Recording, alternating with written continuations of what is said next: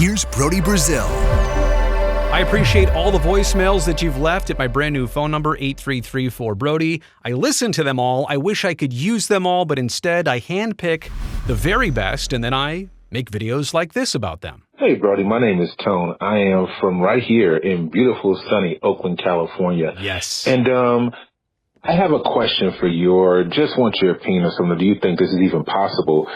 But with Mr. Fisher over there selling the San Jose Earthquakes, do you think that there's any way possible that that could lead to the AASEG and also, you know, the group that owns the Oakland Roots FC? Do you think that they could make a pitch to possibly buy his slot or buy his team in the MLS, and possibly we have the Oakland Roots going up to MLS? Wow. Just a thought. Just something that I'm curious about. If I would love to know your insight about that, or to even know, do you think that's even possible? Love your show, been watching you for years. Thank you.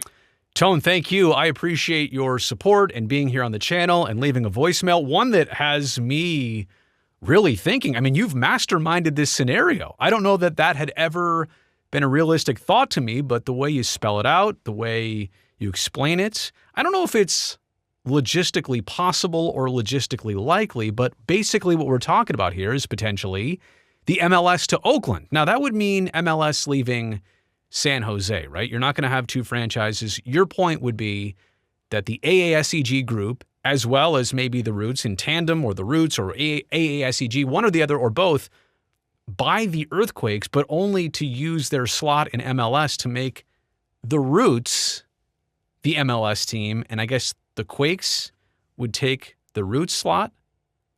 So there's a lot of twisting and turning here, and it's more of a branding thing than anything else. Like, you're not going to use the Roots players on the MLS team. You're going to just flip-flop branding. You're basically buying a slot and the branding and doing a total flip-flop. There's a lot to think about here. Like, this is quite the scenario, and it's so complicated and it's so layered.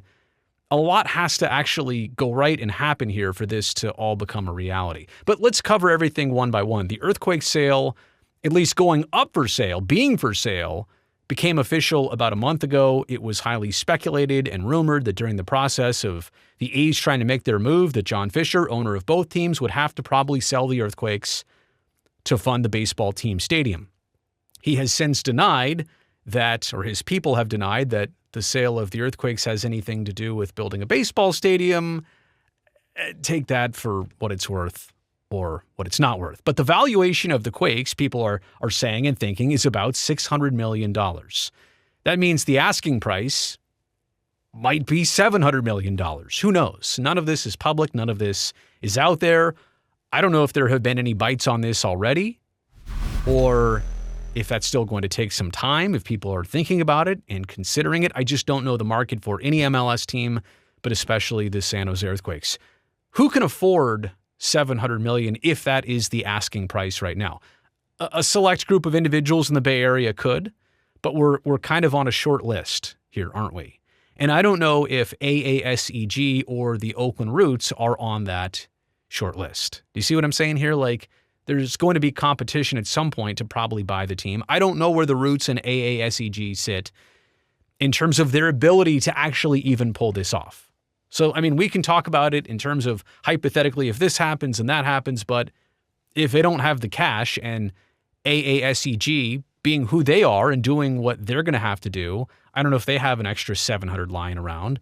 And I certainly don't think that the Roots do right now either.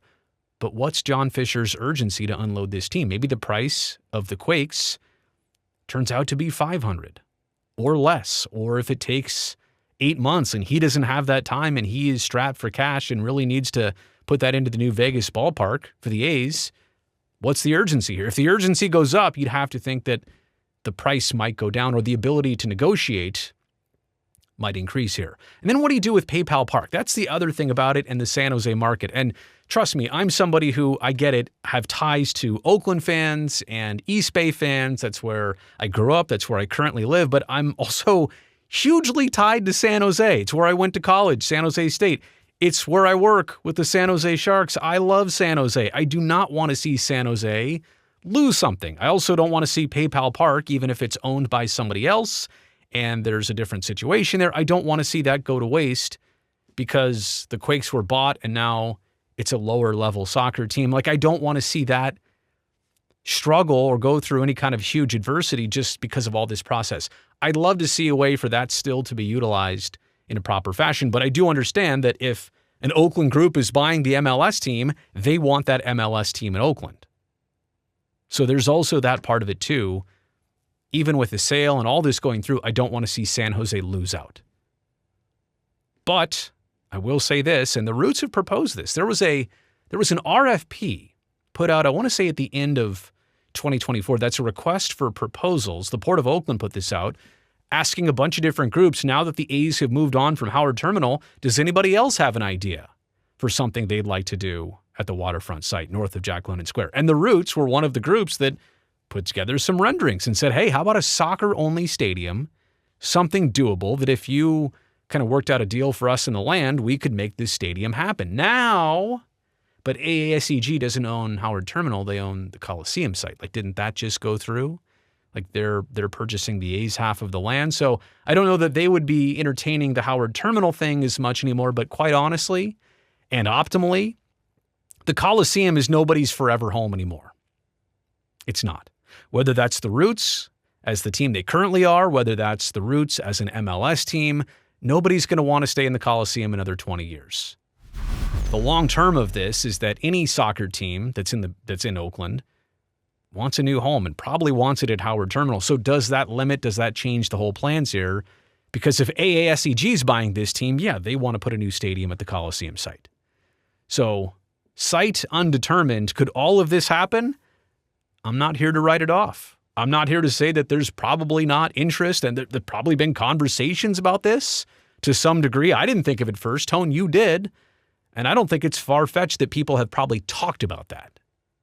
Whether it's possible or not, different story. Let me know what you think about all this in the comments section below. Also, thumbs up while you're down there. Don't forget, hit that subscribe button. I would love to see you back here on the channel next time.